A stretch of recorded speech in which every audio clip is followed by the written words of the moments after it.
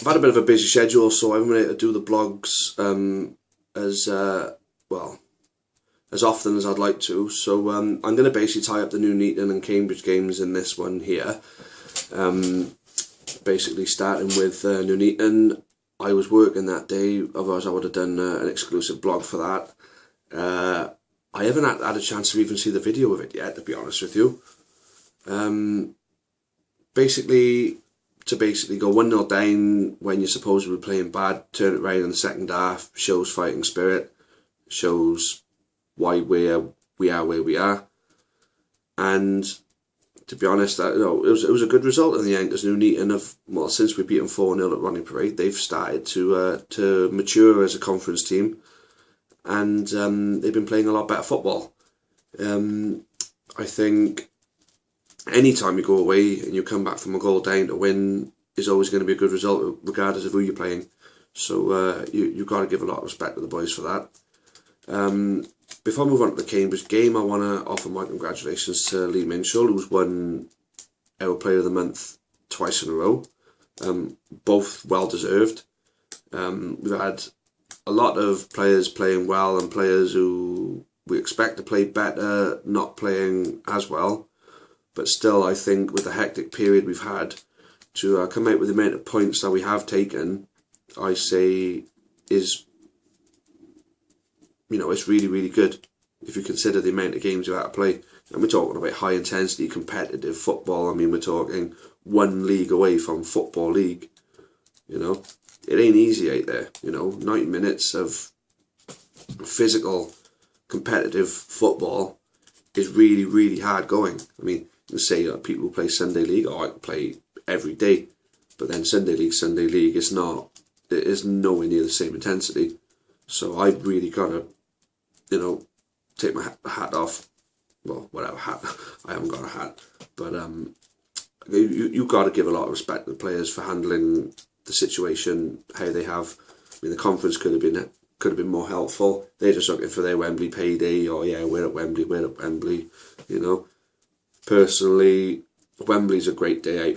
Last year was phenomenal, but it could quite easily have been at a stadium a little bit more compact that'll actually fit more fans for, not so much more fans, but then there'd be less empty seats within the stadium, and it would have made for a better atmosphere. But then you got to think of how many fans would make the effort to go to Villa Park, shall we say, compared to Wembley. Just Wembley itself is pull for you to bring about another 5,000 people. Villa Park, I'd say county we'd take somewhere between 8 and 10,000 to Villa Park, whereas I think this time we'll take about 15,000 at Wembley if we get to the final. Well, not if, when we get to the final. Remember that, when we get to the final. Personally, I agree with, I'm not sure if I've mentioned it yet, but I was talking to Lee Evans on Facebook, and he believes we got unfinished business there. I believe the same.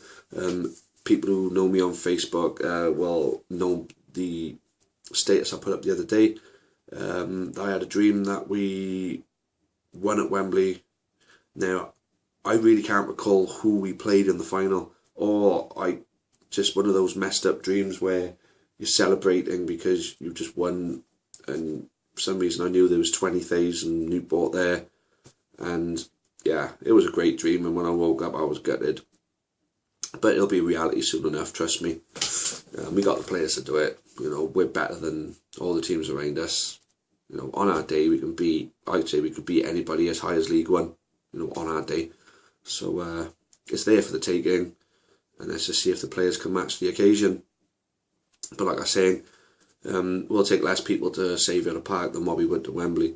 And I think the conference know this, and that's why they're sticking to their guns and keeping it at Wembley. Because they would have to change the venue because of the Champions League final, which is there again. It's weird. They've only been there like 2 years ago, didn't they? Man United, Barcelona, where the Manx lost. Haha. So yeah, moving on from that though, the Cambridge game, I was in the Riverside Tavern watching it. I was working till 5 o'clock, so I couldn't go.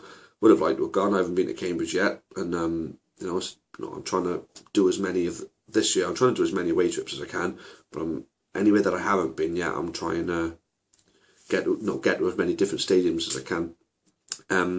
So I would have liked to have done Cambridge, but I ended up going to the Riverside. We had a good atmosphere in there. It's a shame that the game didn't match the occasion. It was a bit of a shame because you could tell both teams were exhausted. We didn't offer much, but they didn't offer anything really, did they? We didn't offer much. We had a couple of chances, but it was just nothing concrete. It was a boring game of football. But then I think that just shows fatigue. It wasn't a gutless performance. It was a team of two teams of fatigued players. Players were absolutely knackered, just not having the energy to conjure up anything worth watching, really. So, yeah, 0-0. Like I say, boring game, but what are you going to do? We're still, tonight we could secure a playoff place. And for me, that would have been a dream at the beginning of the season, securing a playoff place. Who would have thought that? From relegation to playoffs. Smashing. Absolutely smashing. So, it's ours for the taking, eh? Braintree, we'll beat them tonight.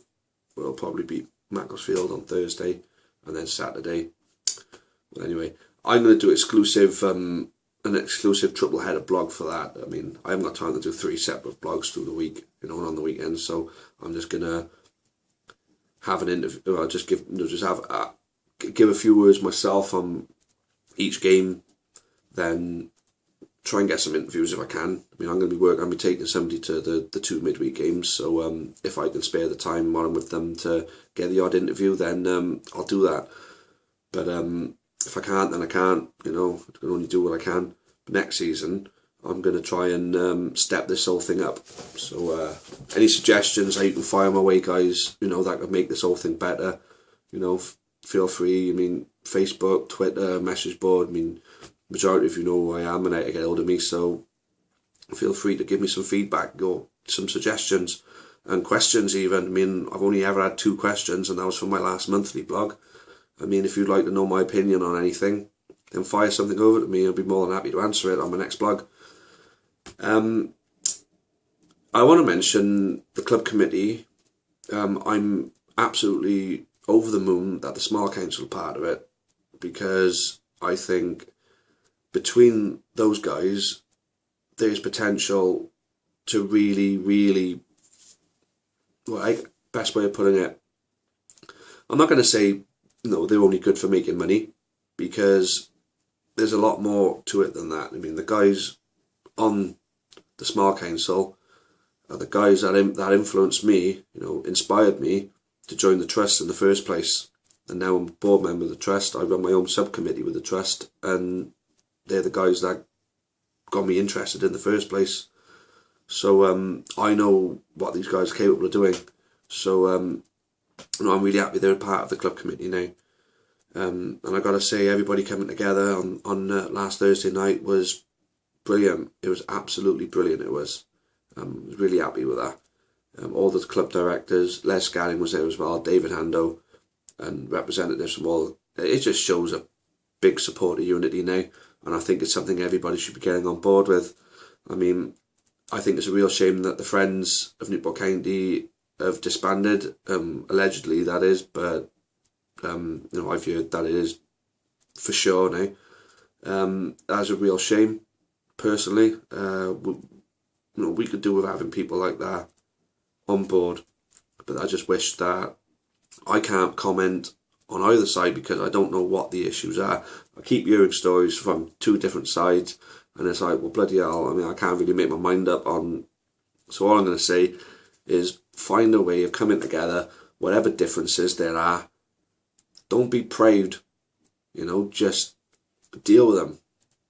Come together, find a common ground, and I've said it over and over again, find a common ground, and let's all work together and get this football club back to where it belongs. If we get into the Football League, we got the job of staying there then as well. So we need everybody pulling together for the next 5 years at least. And I think we've got the potential to surpass the bottom 2 leagues. We could be a championship team in 5 years, I personally think. Look at Stevenage. Took them 2 years to get into the playoffs, from the conference to the playoffs of League One. Crawley are doing well in League One, and they're only in League Two last year. I mean, Fleetwood's are just borderline playoffs. So the chances are there. Dagenham and Redbridge went straight up into League One, so the gap between the non-league and the Football League isn't as great as it used to be. And given the Football League pedigree we've got in our current squad, we're only going to add to make the squad stronger, next season. I mean, we got it in us. I mean, we got the potential fan base as well. I mean, 4,500 for the Everford game in the conference. Imagine how many people would turn up to a, I don't know, just say Cardiff game in the Championship. We'd fill Rodney Parade out easy. Cardiff would bring 2,000. We'd fill the rest of the stadium, mate. I mean, we've got the seats beyond the other end of the goal now. Hopefully we can bring the shed roof over and put it over the North Terrace. We'll make it look more like a football stadium, Rodney Parade. We're seriously making our mark on it now. So, yeah, I can, if you really look, you can see the potential in this football club.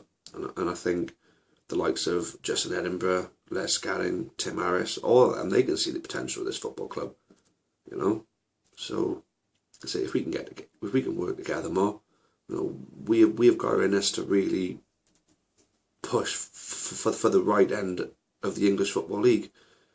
Get to where we should have been 20 years ago. We had our chance to get as high as that 20 years ago. I think we got in us to get ourselves back right there where we were. So let's do it then, guys. I'm gonna have to bid farewell for now, and I'll see you in my next blog. Triple header, 3 home games, maximum points. Yeah, why not? Newport County. Come on, lads.